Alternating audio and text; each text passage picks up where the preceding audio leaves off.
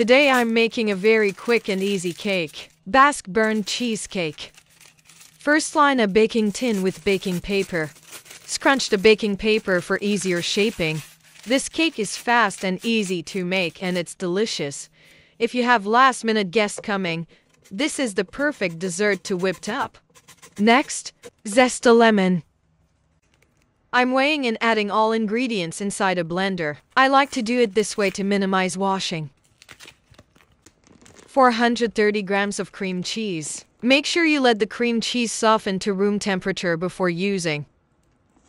Then, add in 100 grams of sugar. I'm using 0 calories monk fruit sweetener for all my desserts so that I can eat guilt-free. Now, add in 3 eggs. Make sure you crack your eggs one by one in a separate bowl just in case you have a spoiled egg. 270 grams of heavy cream for that luxurious and creamy texture. Now you may blend everything together. Scrub down the sides and continue to blend until the mixture is smooth and velvety. Finally, add in the lemon zest and a pinch of salt. I like to add a pinch of salt in all my dessert to enhance the flavor and balance the sweetness. Lastly, pour the mixture into the baking tin. Tap the tin to remove bubbles.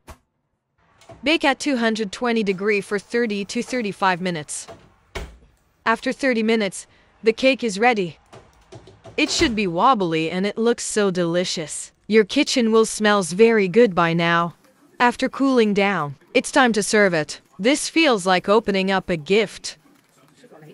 A perfect way to end our day at Lim Family. This cake has only 20 grams of flour, so it's very low carb. You can eat as much as you want.